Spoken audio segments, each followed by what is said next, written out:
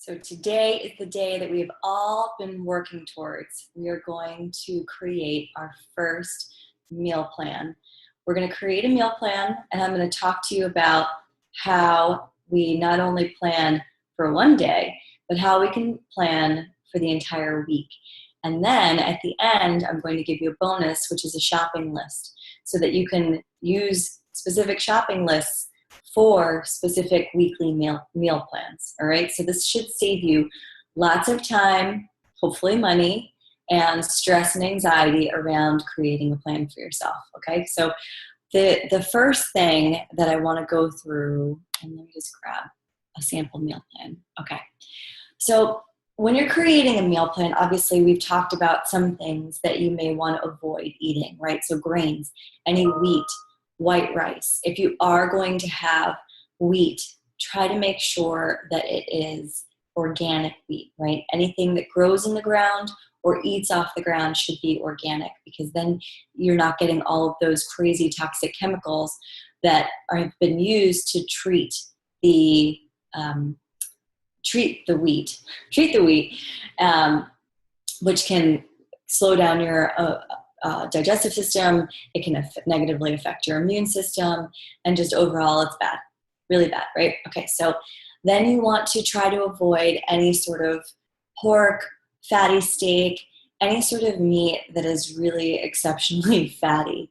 You want to stick with lean proteins like fish, chicken, turkey, and organic grass-fed steak is fine too.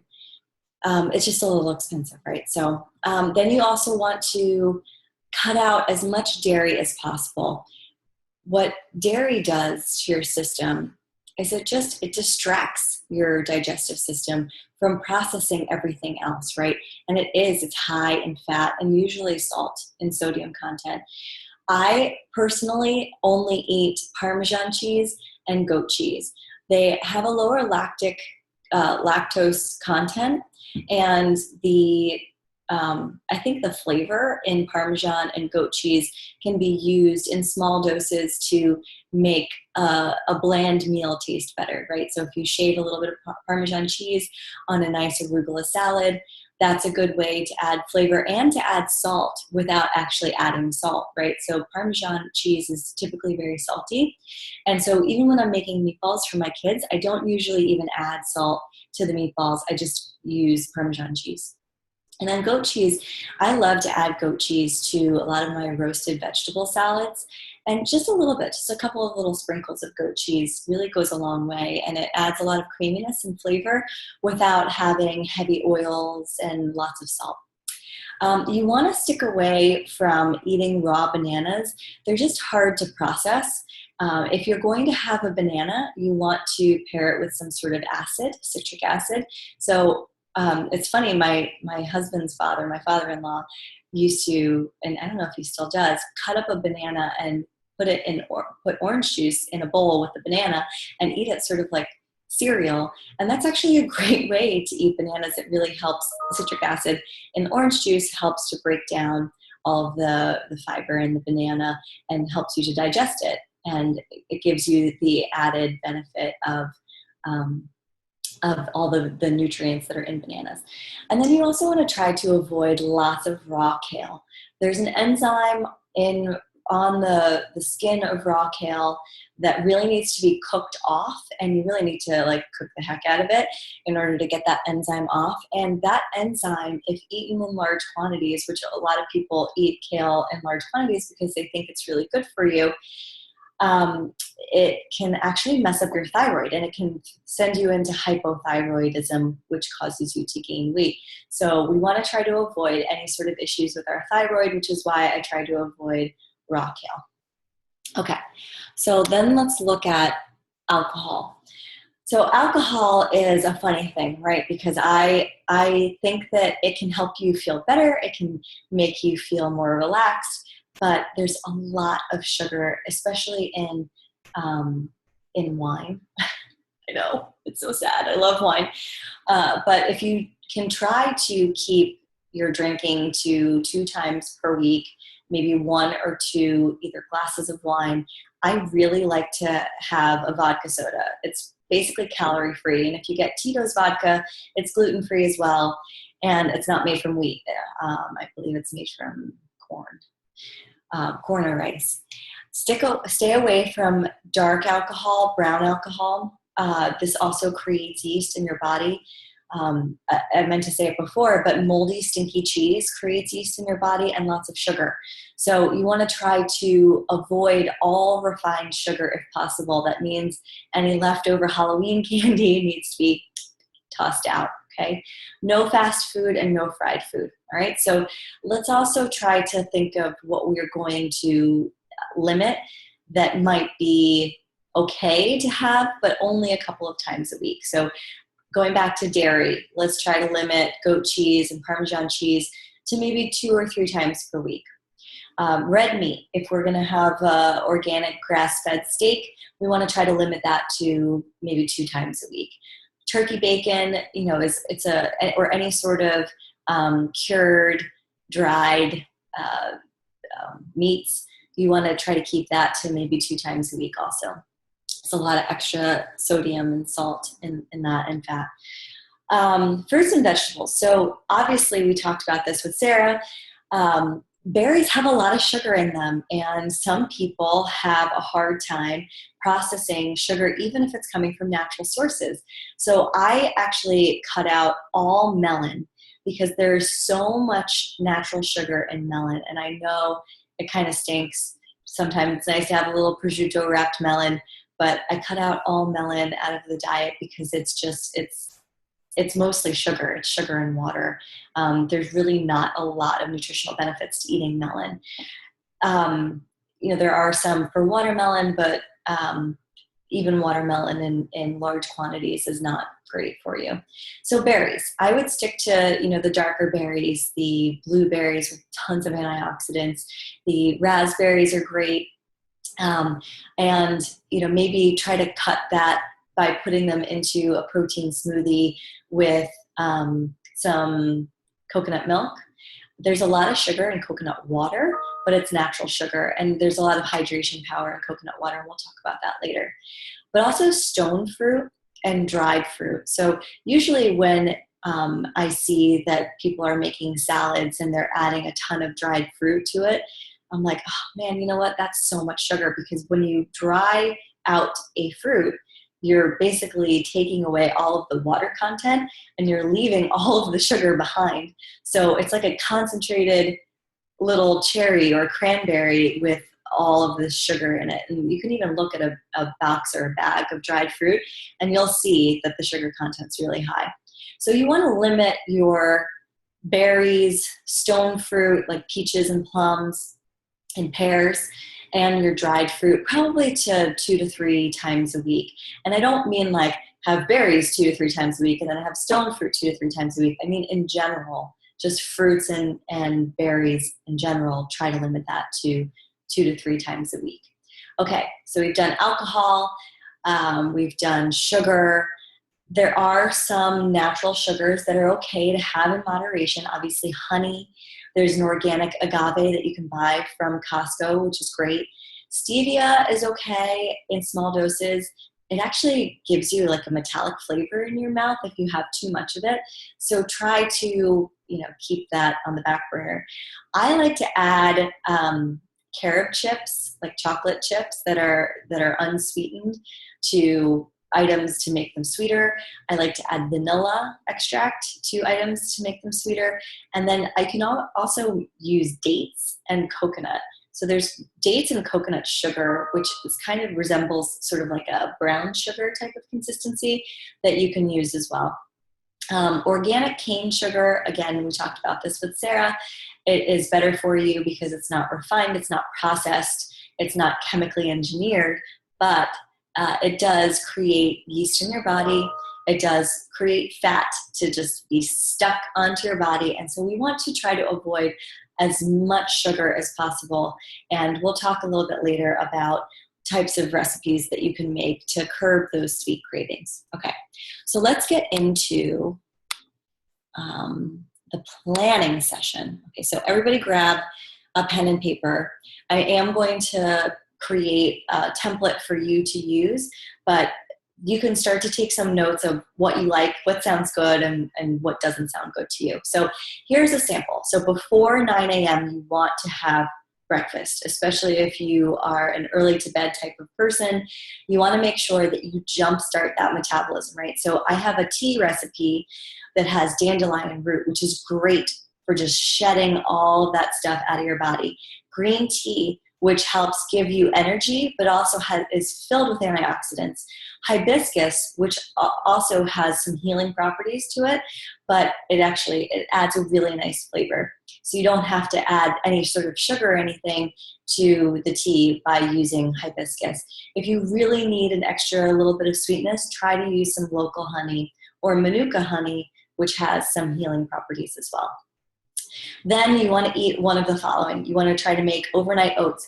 You want to pack that full of protein, almond milk, 11 peas protein powder, flax, chia with all that fiber. Really get everything moving in the morning, right? Cinnamon has some great healing properties as well. So you're going to heat that up in the morning. You're going to make it the night before. You can either heat it up or you can eat it cold. You can put a couple of berries in it too if it's your day to have berries. Or you can have a fresh squeezed juice. I really love to stick to more of the vegetable juices with some acid in it. So lemon juice, green apples, fresh squeezed orange juice, and then 2 hard-boiled eggs. You could even add in a slice of gluten-free whole grain toast to that with some non-dairy butter. And I'll tell you which ones I like the most when I give you the shopping list. So you could also have some gluten-free toast with almond butter with a little bit of honey drizzled on top and cinnamon. This is something my mom used to make for me. I love to have some gluten-free toast with almond butter. You could also use peanut butter or cashew butter. I like almond butter better if you're not allergic to almonds. And I like to have that with my tea in the morning. I make the hot tea with green tea, dandelion root, and hibiscus with my toast. And it's like the perfect way to start my day. You could also, if you have a little bit more time on your hands, or if you make this the night before, you can make some quinoa and some lentils. And I like to saute up some spinach and then put a couple of poached eggs on top. And that is a great way to have a nice filling breakfast with some whole grains, protein, and then you get, the added value of having those dark greens, the spinach sauteed in there. And I usually just use a little bit of avocado oil. Sometimes you can use some of the Indian spices from the Ayurvedic cooking that we're going to teach you about with my friend Bina. You can also make my Morning Glory muffins, which I'll juice and then I'll use the leftover pulp to make these muffins. So you're getting the skin of these vegetables, zucchini, apple, and carrots, and you're baking them into muffins, and you're using the protein powder. These are great to make in advance, put in your freezer, and then pop them in the microwave for 30 seconds or 10 seconds until they're ready to go, or leave them out the night before and run out the door. You can have a couple of those muffins with some tea in the morning, and that's also a great way to start your day. I also would really recommend drinking lots of water. I would recommend eating your breakfast first, and then with tea, or taking the tea with you on your way to work or to drop off the kids at school. And then as your snack, to let your body rest and really kick your metabolism into gear, I would let your body rest until about 11, 12 o'clock, and then start chugging some water with fresh lemon. There's a lot of great nutritional benefits to lemon, in addition to having vitamin C and some acids that help to boost your digestion. It's also nice to drink water with a little of extra flavor in it. I could also recommend to add some cucumber to the water, cucumber and even mint or basil. All of these different things help to detoxify your system. And cucumber is actually great because it's a natural anti-inflammatory. So if you add cucumber to your water, you'll assist with digestion. You'll also be hydrating your body, and you'll be reducing inflammation that might be in your body from something else that you've eaten or an injury, something like that. Try to avoid coffee. Obviously, this is a stimulant. It dehydrates you, and it's also addictive. If you have to have your cup of coffee in the morning, I worked with a client of mine who told me that the only reason she wakes up in the morning is to have her cup of coffee, which is kind of sad. But, it's like her impetus for dragging herself out of bed at 7 o'clock in the morning is knowing that that delicious cup of coffee is waiting for her. If you love coffee, try to add a non-dairy milk to the coffee instead of using whole milk or half and half or heavy cream. I mean, you know how this works, right? So if you can just stick to 1 cup of coffee, that's a win, right? And try to make the tea in a large quantity so that either you can replace your coffee in the morning with the tea or replace your afternoon coffee with tea, and it'll really start to help you get your metabolism going. So in addition to, so now we're done with breakfast, right? We have a lot of different options for breakfast, and we can create our meal plan based off of what sounds good to us for that day, and also what we have time to make. As a snack, so as Sarah said, you want to let your body rest. I think that when you're first getting started out, keeping your snacking down to a minimum in the morning is beneficial. I would rather see you have a nice hearty lunch at noon, so between noon and 1 o'clock, and then have a little snack at 3 or 4 o'clock before you head home or before you prepare your dinner. And, ideally you're having dinner at 6, 7 o'clock. So that snack is basically just to tide you over until you have the ability to eat your dinner. So let's talk a little bit about what you want to have for lunch.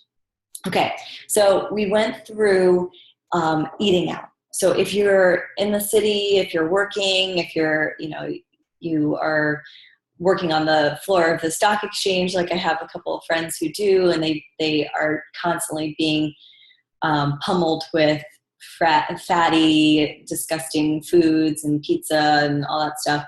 Try to, if you can, maybe stick to like sushi or a salad. Try to go to a salad bar. Just be careful of what you're putting on the salad. Also, it can get really expensive.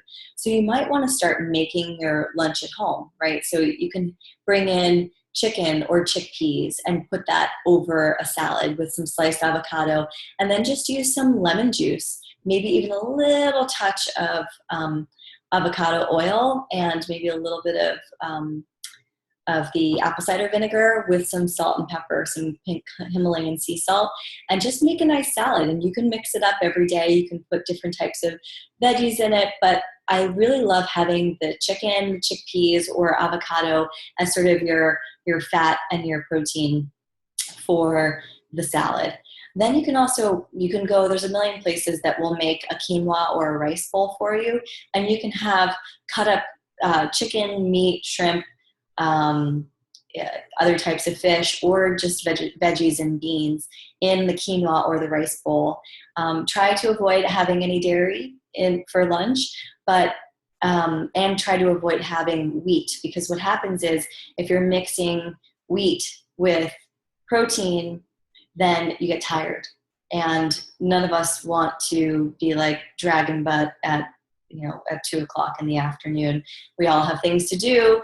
We got to make it a great day. And so eating too much at lunch will really set you back. Soup or a vegetarian chili with a gluten-free bread is a great way to keep that metabolism going. I don't like to mix meat and beans, and I'll tell you why. It makes you gassy.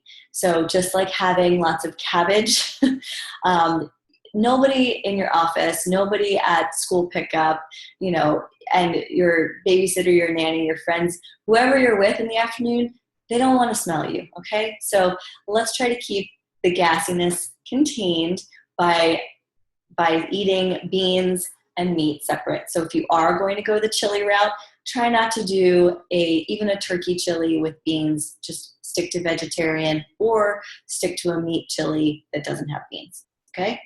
All right. You can also make or bring with you or find somewhere a turkey or a veggie burger.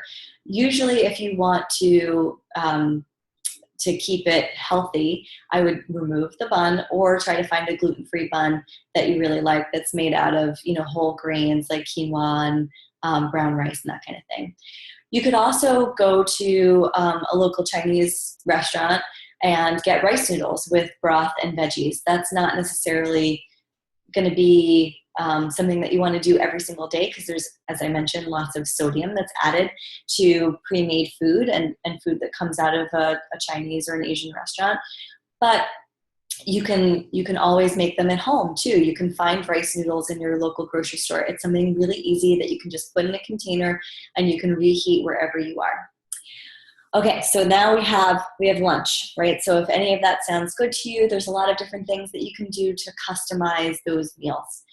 So now let's go back to snacking. So again, we said we wanted to try to eat breakfast around 9, have our water infused with cucumber and lemon and maybe some other cool stuff around 11, or another cup of the tea. And then we want to have a nice early lunch around 12, 1 o'clock. And then around 3 o'clock, we start to get the munchies, right? Where our energy might be running a little bit low. You want to stay away from those sugary granola bars.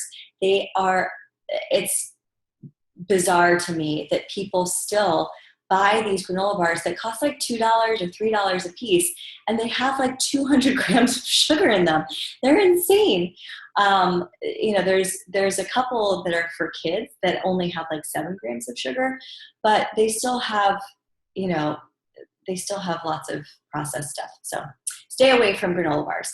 If you want, try to bring like an apple or almond butter with you. They actually make, Justin's has a little almond butter like squeeze pack that you can bring with you wherever you're going, to work, to the soccer field, wherever it is at 3 o'clock that you're going to be sitting.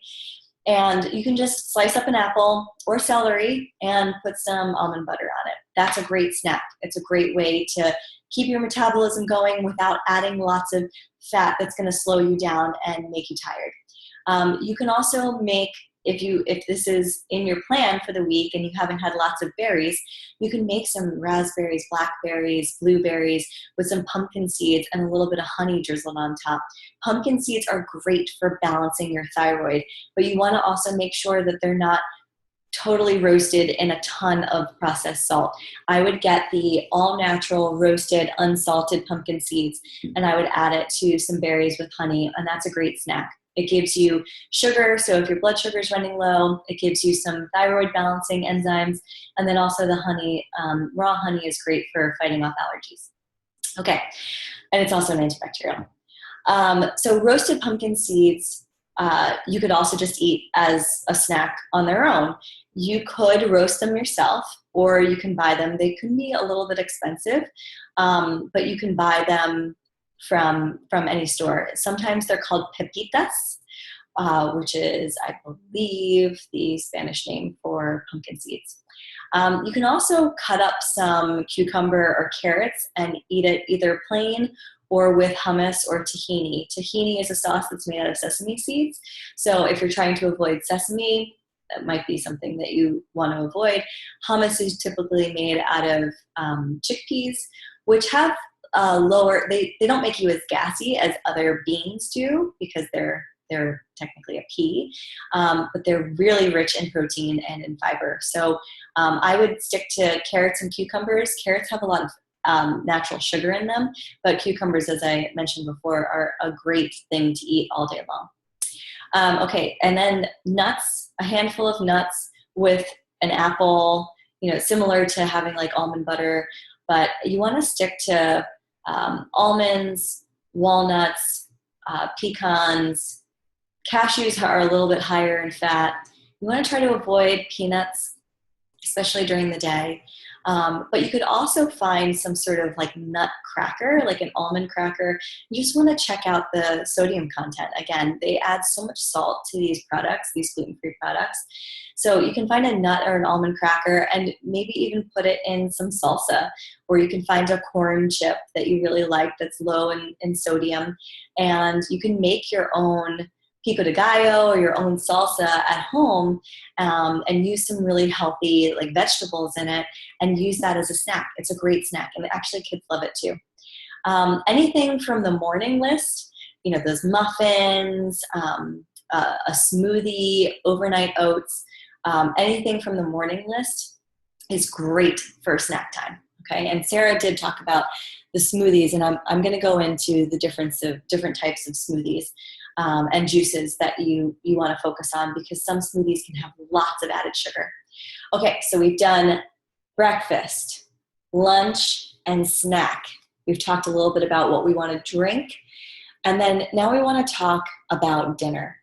Okay, so for dinner, you really want to focus on lean proteins if you're going to eat dinner early enough so that you are up for 4 hours before you go to sleep. So after you eat, there should be a 4-hour window where your body gets to rest, where you're not eating dessert and drinking wine. After you're done, completely done, and you're just drinking water or tea, take out the green tea or else you'll be up all night. Sort of some sort of digestive tea like a licorice root or chamomile tea with lemon. Awesome to drink before you go to sleep. Don't put any honey in it. Don't put any sugar in it. Just drink it plain old. And you want to wait 4 hours until you go to sleep. That gives your body resting time. It allows for your metabolism to continue to run before it kind of shuts off for the night and goes to sleep. So I would stick to brown rice pastas with veggies. I would try to eat like lean protein if you're going to give yourself enough time. If you don't have enough time and you're like, oh, it's 9 o'clock and I have to eat something, you know, maybe make yourself a quinoa salad with some roasted veggies in it and call it a night. If you want to have like a nice piece of salmon or a nice piece of flaky fish, just avoid putting butter on it. Try to use a minimal amount of oil. If you're going to use oil, try to use avocado oil, and try to use a lot of nice seasoning on it, like the Ayurvedic seasoning that will help your body digest. And it also, there's a lot of health benefits that that you get from these types of seasonings that you can put on your food for dinner. And when you are eating this at night and then your body is resting, those enzymes in those spices actually have a better chance of working while you're sleeping. So you're giving yourself not only the ability to process and digest the food that you're eating, but you're getting all of the added health benefits that, you know, could decrease inflammation like turmeric does, or stimulate your thyroid and your immune system like cayenne pepper and cinnamon. There's a lot of really great things. I mean, these spices have even been known to cure cancer, right? It is something that's really important to study, and we'll get into that in depth later. But I want you to keep it to, you know, maybe a soup. If you are really hungry and you do have time to process, a nice light protein are eggs. I love eating eggs for dinner. I throw everything into it. I'll like saute some onions, and then I'll throw in some cherry tomatoes. I'll cut up the cherry tomatoes, throw in a handful of chopped spinach, and then whisk up some eggs, throw it into a pan with a little bit of salt and pepper, and it's like the most delicious egg scramble. You can have it with a slice of gluten-free toast with the dairy-free butter on it, and you'll be full. You'll be full and you'll be happy. You'll sleep really well. Another thing that I tell people to do is about a half hour to 45 minutes before going to bed, take some liquid calcium with magnesium and vitamin D. Especially throughout the winter months, our bodies need extra vitamin D to help us with pretty much every function of our body. This is why, you know, some sunshine is really good for our skin. You know, all of the old tanning booths used to say that vitamin D was really good for you. And so you should come and turn into an orange person by tanning with them. But really what you need is vitamin D through food. And there's a great calcium that you can take at night that will actually help you sleep. It'll help you have a more restful sleep. Last night, I actually fell asleep before I had the opportunity to take my calcium. And I woke up in the middle of the night with some crazy, wacky dreams. And I didn't even have any alcohol last night. So it really does help you have restful sleep. For someone who weighs between 115 to 160 pounds, you can probably have between a tablespoon and 2 tablespoons. It's called Blue Bonnet. It's a calcium, magnesium, and D. You can find it at Whole Foods or at a health food store. I would recommend refrigerating it. It tastes kind of like melted ice cream a little bit. I like the mixed berry flavor. So I would take between a tablespoon and 2 tablespoons before you go to bed, and it'll help you sleep better. I would also drink a glass of water before you go to bed. You might have to get up in the middle of the night to go to the bathroom, but at least you're helping your body get all of the toxins out, clear all of the fats, the sugars, everything that is being held on and stuck to your body. This will help you just get all of that yucky stuff out. And after you've had a couple of weeks of successful meal planning, it'll start to become sort of second nature to you. You'll, on Sunday afternoon or Sunday evening, you'll start to think about, okay, what does my week look like? And just like you plan your schedule, or your childcare or your meetings or whatever it is that you're planning for the week, you'll start to get into the habit of planning your food. And I want you to give yourself a break for the first couple of weeks. You're not going to be perfect, and there's really no perfect in meal planning, but I'm going to give you all of the tools and exercises that you need to plan your meals most effectively. Okay, and I'm also going to give you shopping lists right after this. So stay tuned. You're going to have the ability to download shopping lists and create your meal plan. And when I give you my cookbook at the end of this 2-week session, that will give you access to really easy, I think it's 20 recipes, 20 easy recipes that you can modify and create and put into your meal plan on a weekly basis. And then if you sign on to work with me after these 2 weeks, I will custom create and hold your hand recipes specifically for you based on what you like to eat.